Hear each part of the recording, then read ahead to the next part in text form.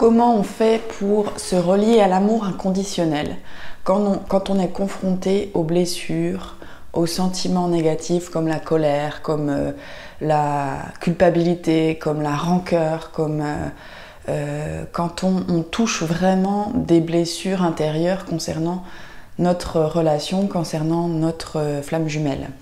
Je vais tenter de répondre à cette question dans cette vidéo en format guidance.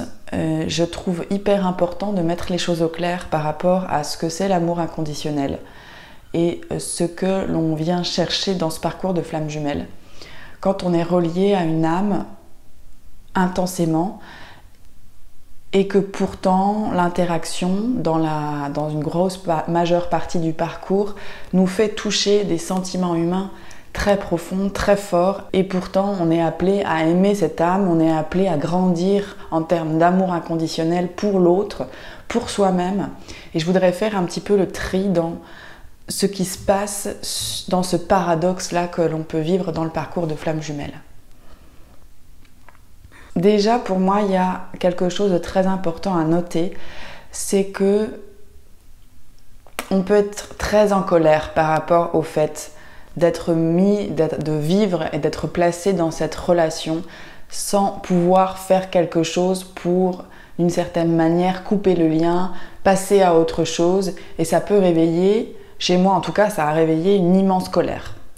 C'est-à-dire que en étant en lien avec mon jumeau, je pouvais à la fois ressentir cet amour immense que j'avais pour lui, que j'ai pour lui, cette quête de l'amour inconditionnel, cette quête de l'aimer tel qu'il est.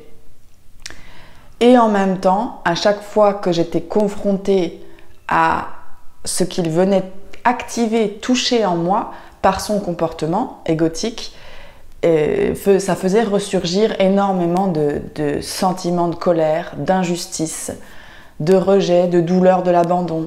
Et ça a été pendant longtemps un passage de l'un à l'autre, et surtout j'avais du mal à accepter que j'étais en colère contre cette âme, que j'étais en colère aussi contre la vie et contre moi-même de m'être mise dans cette relation. Il y a eu énormément de temps sur mon parcours où mon autre était mon ennemi et moi j'étais ennemie de moi-même d'avoir choisi cette relation, d'avoir mis de l'énergie dans cette relation, d'avoir espéré en fait pouvoir vivre cet amour inconditionnel avec mon jumeau. Et dans la matière, ça n'a pas été le cas parce que à chaque fois que j'étais en lien avec lui, il venait appuyer sur mes blessures et c'était très destructeur pour moi. Et j'ai vachement longtemps lutté contre la colère qui m'animait. J'essayais de l'enfouir, de la refouler. J'essayais aussi énormément de fois de trouver des excuses, de trouver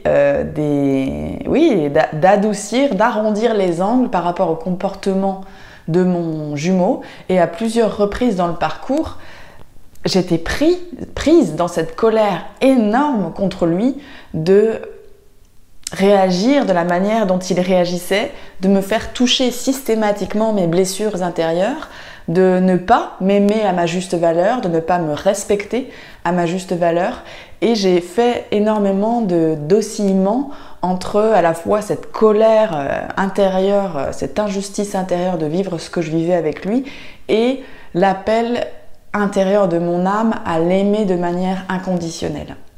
Je me rappelle même certains moments de mon parcours où j'avais beau vouloir me calmer, vouloir être, dans l'amour inconditionnel avec lui, c'était plus fort que moi, il fallait que ça sorte. Et il y a parfois eu des moments où vraiment je ne pouvais pas faire autrement que d'accuser, que de faire sortir cette colère, que de rentrer en conflit. Et je pense que ça a été des moments très forts dans mon parcours où j'ai osé dire stop, là tu respectes pas qui je suis, tu respectes pas mes valeurs. À chaque fois que j'ai autorisé mon positionnement intérieur à m'affirmer, ça n'a pas été toujours fait de la bonne manière parce que c'était beaucoup de blessures, donc c'était beaucoup en réaction. Mais à chaque fois que j'ai osé me positionner et osé dire ce qui se passait en moi, finalement, je pense sincèrement que ça a fait avancer la relation. Ça a fait avancer la relation d'amour que je dois avoir avec moi-même. Et oui, d'une certaine manière, il y a tellement chez les chasers la peur de perdre le jumeau, l'autre, qu'il y a une difficulté intérieure à vraiment s'affirmer, se choisir, regarder honnêtement le comportement de l'autre et dire « Ah là, vraiment, c'est pas correct pour moi » et arriver à se faire respecter. Et en parallèle, il y a aussi, quand on commence à se mettre dans le parcours, vraiment la quête de l'amour inconditionnel. Qu'est-ce que c'est l'amour inconditionnel ? Comment on doit aimer? Comment je peux faire preuve de bienveillance aussi avec mon jumeau? Comment est-ce que je peux essayer de le comprendre, de faire des choses pour comprendre pourquoi il réagit de cette manière, pourquoi il est dans le silence par exemple, pourquoi il fuit? Et il y a vraiment un espèce de dogme amoureux de pour que ça marche, il faudrait être dans l'amour inconditionnel et en gros tout passer, tout faire passer, essayer de vraiment comprendre l'autre. Et d'une certaine manière, c'est intéressant de voir ça parce que si l'autre est nous-mêmes, est une partie de notre âme, est notre moitié d'âme, c'est évident que il y a une phase du parcours où tu vas devoir comprendre que l'autre n'est pas ton ennemi, mais que l'autre est ton allié, que l'autre est là pour te faire avancer et qu'il avance en même temps que toi. Mais dans la traversée des blessures intérieures, la traversée de l'irrespect de tes valeurs, c'est très difficile d'accéder à cet amour inconditionnel. C'est même voire impossible.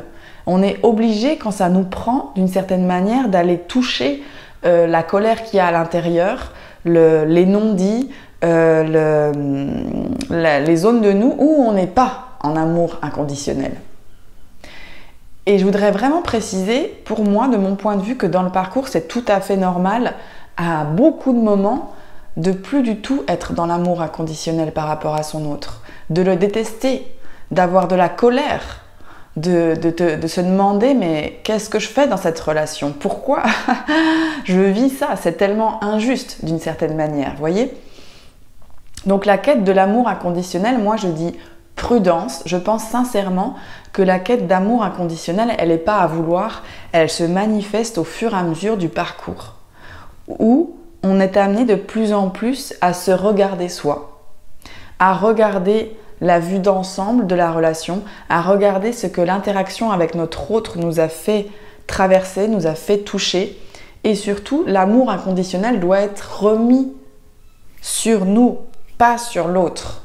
Moi, j'ai vraiment compris que je pouvais m'aimer inconditionnellement dans ce parcours, en arrêtant de résister, en arrêtant de m'en vouloir, en osant toucher ma colère, en osant la libérer aussi, en osant être moi et poser mes limites quand c'était pas ok pour moi ce qui se passait dans la relation. Et m'aimer là-dedans, m'aimer dans ce parcours, inconditionnellement.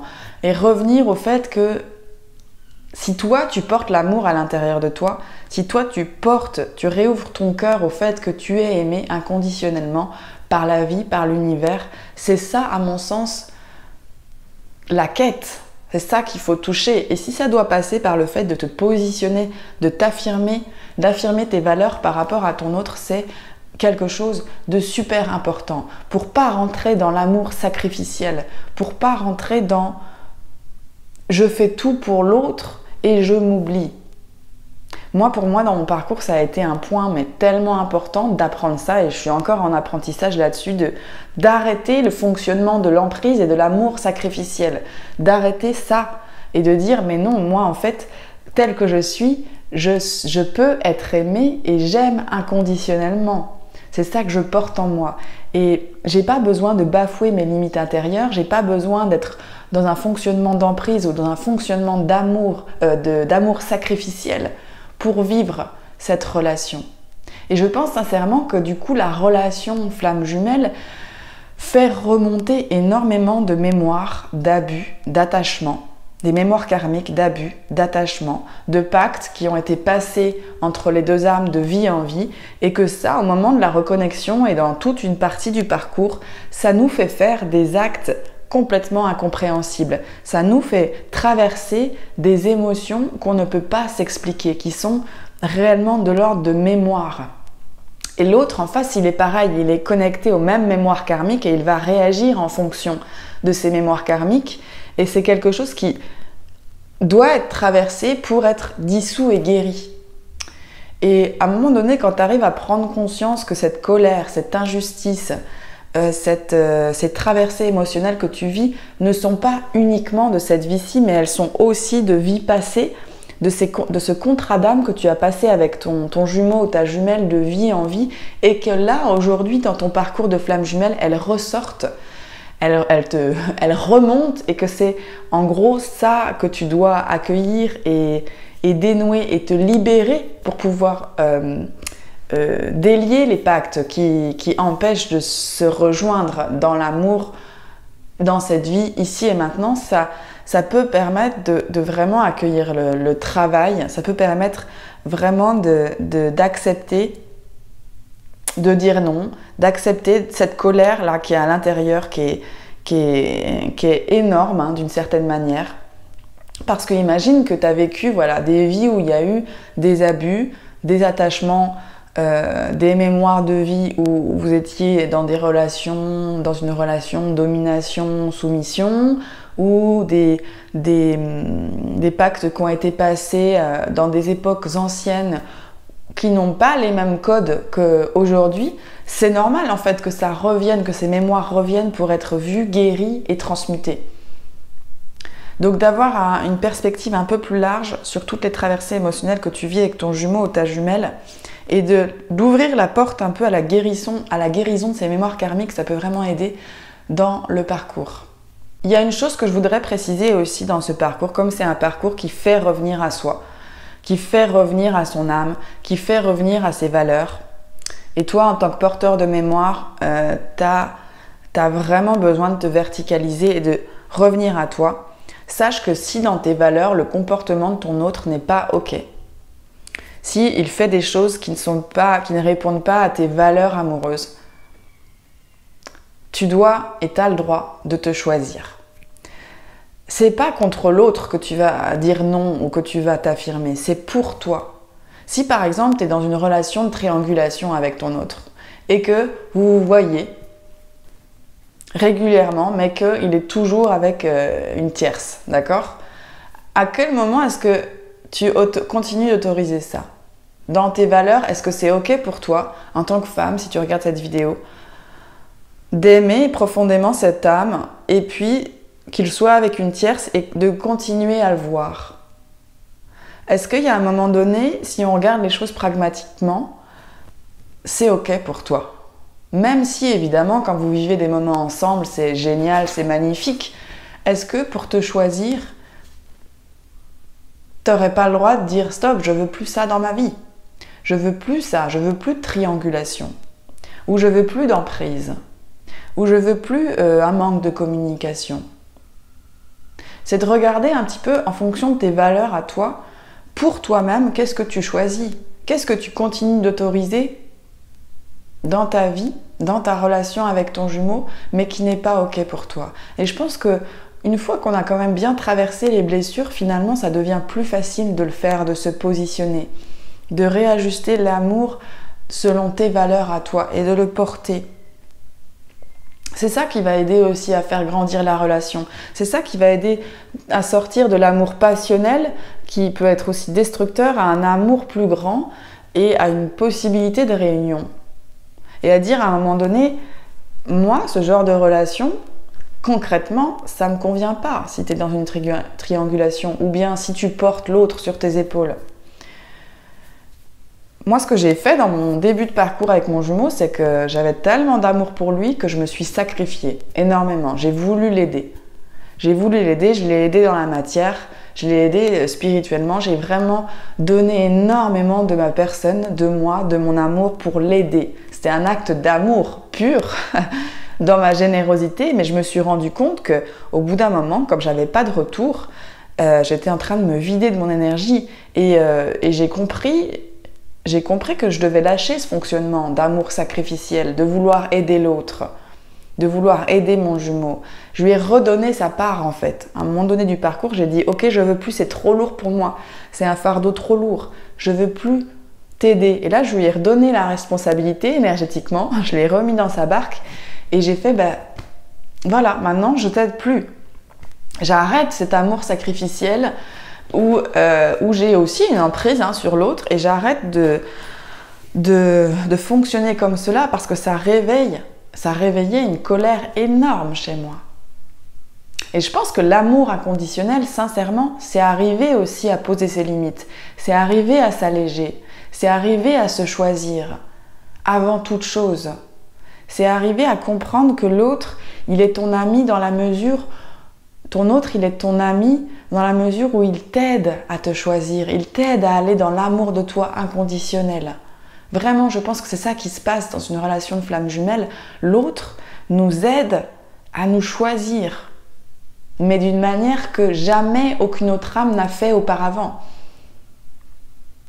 Et il ne le fait pas en allant dans notre sens, il le fait finalement en allant appuyer sur les boutons de notre inconscient qui fait qu'on est encore dans l'amour sacrificiel, dans l'emprise et dans le non-choix de soi. Je vais aussi ajouter une chose, c'est que dans ce parcours, il y a vraiment énormément de choses cachées qui nous échappent et ces choses cachées, ces mémoires, ces compréhensions, elles arrivent au fur et à mesure du parcours.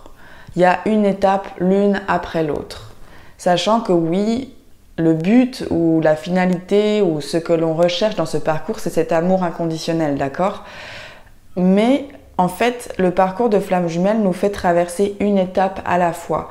Et si tu es dans l'étape de la colère, eh ben, il faut la traverser cette étape de la colère parce qu'elle est très, très, très, très importante. Et si tu es là, dans n'importe quelle étape que tu sois, j'ai envie de te dire qu'il y a zéro jugement et zéro résistance à avoir contre toi-même. Simplement, c'est tellement fort ce lien. Il nous fait traverser des choses tellement profondes, des mémoires qui reviennent comme ça à la surface qu'on ne peut pas contrôler avec le mental. Le tout est vraiment d'accueillir, d'arrêter de résister quand il y a encore le manque, quand il y a la colère qui revient, quand il y a des blessures qu'on touche profondément. C'est vraiment s'apporter énormément de douceur et arrêter de culpabiliser. Parce que la plupart des chasers vraiment portent la culpabilité de se dire c'est de ma faute s'il réagit comme ça, c'est de ma faute si je vis ça. Mais en fait, tant que ce lien est là présent dans ta vie et que finalement tu travailles sur ce lien, tu avances en lien avec cette personne, c'est que ce lien a une raison d'être. Ce lien, cette personne, cet autre dans ta vie a encore des choses à te montrer et à t'apporter. Donc si cette âme est toujours là dans ta vie et que tu continues de cheminer avec sa présence, c'est vraiment que le lien a encore une raison d'être. Et t'as pas à te culpabiliser de le traverser, de le vivre, même si cette relation sacrée, elle peut vraiment parfois te paraître lourde ou difficile. Si cette personne est encore là dans ta vie, c'est que c'est pas terminé. C'est qu'il y a encore des étapes à franchir, il y a encore des positionnements à avoir, il y a encore des choix à faire pour toi-même. Et du coup, d'accueillir ce lien comme un cadeau, d'accueillir ce lien comme une évidence et d'essayer vraiment de regarder l'autre comme un ami et non pas un ennemi. Même si quand on est dans les blessures, c'est très difficile, je suis ok. Mais au fur et à mesure du parcours, on découvre le puzzle dans son ensemble, on découvre pourquoi on a rencontré cette âme, quel est ce lien sacré qui nous unit l'un à l'autre, et on avance en cheminant étape après étape. Et il n'y en a pas une qui peut venir avant l'autre. C'est ça, on ne peut pas être au bout du parcours alors qu'on est au milieu du parcours. Et c'est super important de se ménager aussi là-dedans, d'avancer pas après pas, de lâcher profondément la culpabilité, d'en être là où on en est, et puis d'accepter d'être en lien sacré avec cette âme, même si tu n'as pas aujourd'hui toutes les réponses, même si tu les cherches et que parfois ça peut paraître complètement incompréhensible. Voilà ce que j'avais à dire sur la quête de l'amour inconditionnel. Est-ce que j'ai autre chose à rajouter ? Ouais. Ce qui me vient aussi de te dire, c'est que tu as le droit à un moment donné de vraiment t'échapper du lien dans le sens où tu as le droit de faire des pauses pour toi-même. Tu as le droit d'avancer à ton rythme. Tu as le droit d'accepter et de comprendre et de ressentir que le temps est avec toi. Donc il n'y a pas d'urgence à régler les choses, il n'y a pas de contrôle à avoir sur les choses, comment elles se déroulent. Tout va être apporté dans ta vie pour que tu règles une étape après une autre et que tu t'ouvres à ce lien, à ce qu'il t'apporte dans ta vie. Et tu as le droit vraiment de prendre le temps, de te reposer, d'arrêter un tout petit peu de vouloir gérer, régler les choses. Je peux t'assurer que dans le parcours, si tu t'ouvres au lien, tu vois, tu vas avoir des personnes qui vont se placer sur ton chemin pour t'aider à avancer étape après étape, là où tu en es. Et qu'il n'y a pas d'urgence. Il y a, comme on dit dans le parcours de flamme jumelle, le timing divin.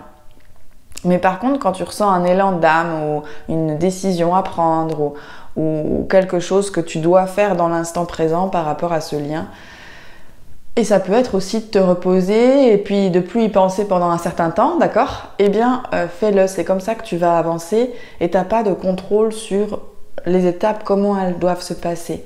C'est vraiment une initiation dans l'instant présent, étape après étape et sans aucune possibilité finalement de contrôle sur le déroulement de ce processus.